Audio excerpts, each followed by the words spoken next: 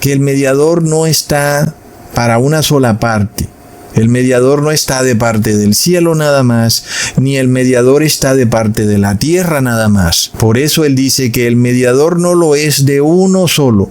El mediador no está tomando un solo bando, sino que el mediador está entre los dos bandos para unirlos, pero no para tomar el cielo y hacerlo pecar, sino para decirle a los de la tierra que dejen de pecar y se unan al cielo.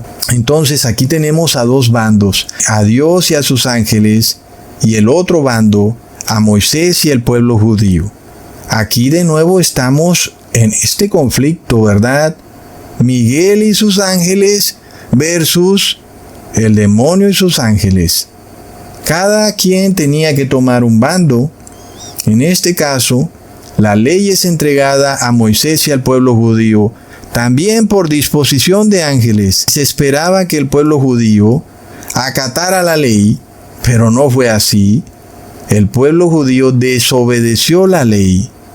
Entonces, ¿qué pasa, hermanos, cuando el apóstol Pablo dice luego, Dios es uno, revelándonos que la autoridad de Dios no ha sido disminuida por la mediación de Jesús, sino que la mediación de Jesús busca restablecer la autoridad de Dios? Pero los habitantes de la tierra han acogido la religión de los ángeles caídos y han retado la autoridad de Dios, violando la ley de Dios. Pero aquí viene este mediador a restaurar la autoridad de Dios en la tierra, a buscar que las personas se arrepientan de sus pecados y ahora guarden los mandamientos de Dios. Como dice el apóstol Pablo, el pecado es el poder de la ley. Y si los ángeles no tuvieran ley, entonces el pecado no existiera, ¿verdad? Y entonces tampoco habría justicia. Nadie sabría qué es maldad y qué no es maldad. La ley revela lo que es maldad y también revela lo que es justicia. Y nosotros deseamos la justicia. Entonces, menos mal que existe la ley, porque si no existiera la ley, no existiera el pecado y tampoco existiera la justicia. Y vemos también que la ley es espiritual y el pecado es carnal. Los ángeles del cielo son seres espirituales y los seres humanos son seres carnales. Sin embargo, todos deben cerrar filas en torno a la ley de Dios. Deben arrepentirse. Deben guardar los mandamientos de Dios. Y el que no quiera arrepentirse, Dios pone a los ángeles caídos de ejemplo. Siendo ellos ángeles del cielo, desobedecieron los mandamientos de Dios y están confinados a ser destruidos. Leamos lo que dice el apóstol Pedro en 2 de Pedro capítulo 2 versículo 4. Porque si Dios no perdonó a los ángeles que pecaron, sino que los entregó a prisiones de oscuridad para ser reservados al juicio. La maldad debe ser castigada. De otra manera no sería maldad.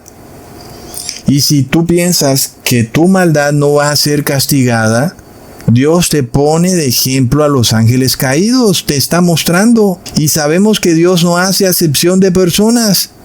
Si Él está castigando a los ángeles caídos por su maldad, Dios está obligado, por disposición de ángeles, y también porque es Dios, a castigarte por tu maldad. Hermanos, queda demostrado que todo aquel que viola la ley de Dios es porque tiene el espíritu de Satanás, y ese espíritu es un espíritu de maldad, y la maldad debe ser castigada. Leamos en 1 de Pedro capítulo 3 versículo 18 al 20.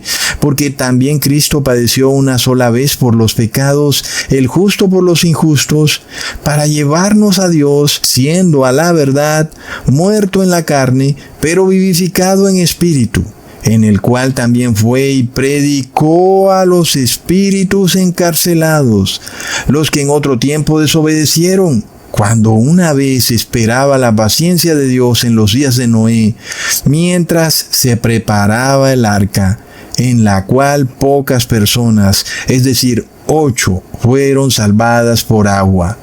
es la coherencia impresionante de la palabra de Dios.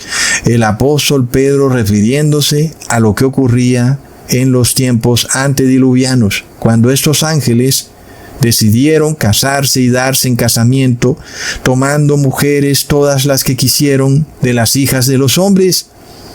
Y estos ángeles fueron los mismos que estaban en el cielo allá arriba, en lo que el Apocalipsis nos describe como una batalla, pero que no es una guerra física. Sin embargo, es una guerra por la verdad. Cuando Jesús muere en el madero y resucita, Jesús puede ir al cielo y predicarle a estos ángeles caídos: ¿se dan cuenta lo que ustedes han hecho? Inclusive me han matado a mí mismo, que les he dado la vida.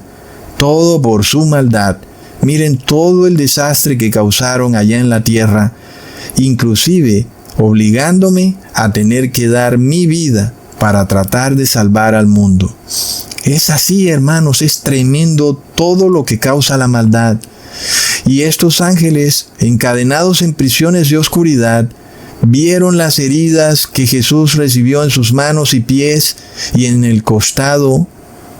Y estas fueron pruebas contundentes en contra de esos ángeles caídos y de su religión caída, de su evangelio del placer, donde tú puedes hacer lo que te plazca. Sí, date cuenta que cuando tú haces lo que te plazca, pisoteando la ley de Dios, terminas causando daño.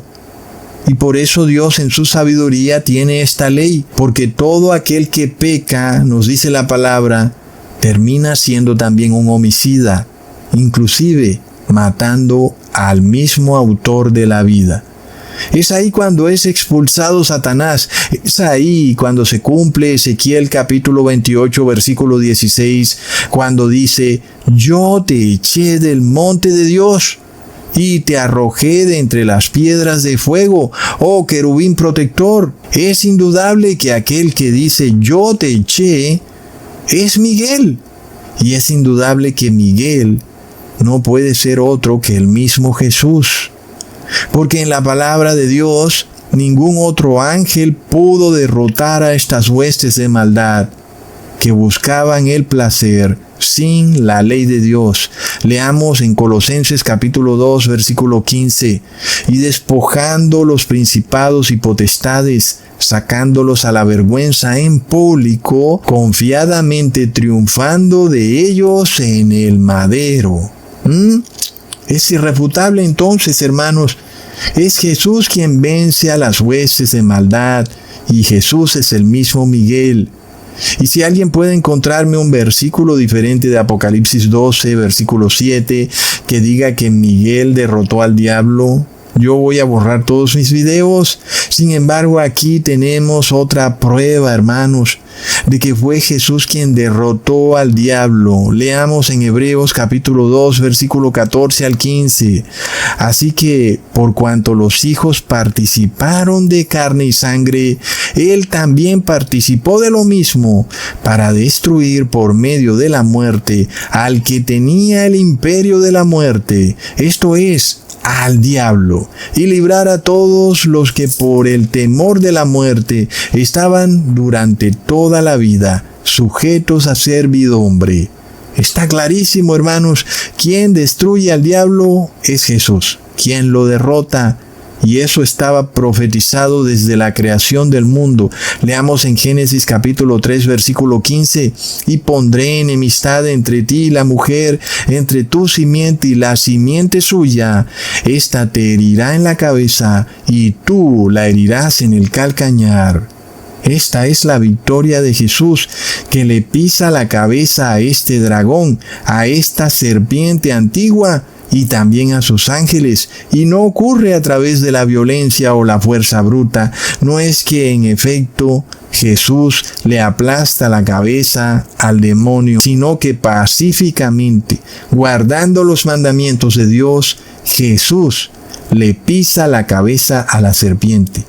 Esa es la clave, hermanos, y fue así como Jesús logró la victoria, guardando en obediencia absoluta los mandamientos de Dios, inclusive en momentos de dificultad, en momentos de sufrimiento y de dolor, Jesús continuó obedeciendo los mandamientos de Dios y fue así como le pisó la cabeza a la serpiente. Fue así como el demonio fue expulsado del cielo con sus ángeles caídos. No fue a través de la violencia, fue a través de la obediencia a los mandamientos de Dios.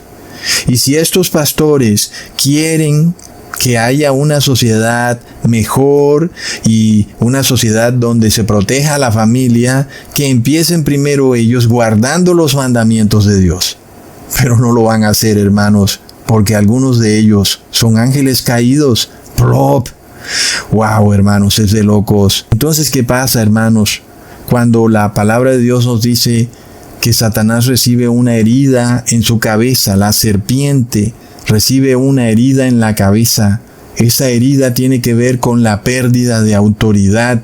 Satanás pierde autoridad sobre la raza humana. Ahora, ¿cuál es la autoridad de Satanás? Es la muerte, porque aquel que peca está destinado a la muerte. Así de sencillo, lo dice la ley. El aguijón de la muerte es el pecado. Y miremos esta ironía tan impresionante, hermanos. Satanás creó una doctrina cuyo único desenlace es la muerte, es decir, busca el placer y así morirás. Es como bastante irónico, y tú piensas que vas a ser feliz buscando el placer y el bienestar, pisoteando la ley de Dios. No, estás buscando la muerte. Y entonces, un momento, si el pecado es la muerte y mi felicidad está basada en el placer y el bienestar, pecando, pues yo lo único que busco es la muerte. Es un comportamiento suicida, y por eso en los últimos tiempos, entre más personas están poseídas por demonios, más suicidios ocurren. Y sin embargo uno se pregunta, ¿acaso no sabía este ángel tan sabio que semejante idea de tú pecar por buscar el placer te llevaría a la muerte? Y entonces uno entiende por qué Jesús le dice que él, Satanás, es un homicida desde el principio, porque él sabía muy bien que violar los mandamientos de Dios lleva al individuo a la muerte. Pero enseña este ser de maldad que tú puedes buscar la felicidad violando la ley de Dios. No, estás buscando la muerte.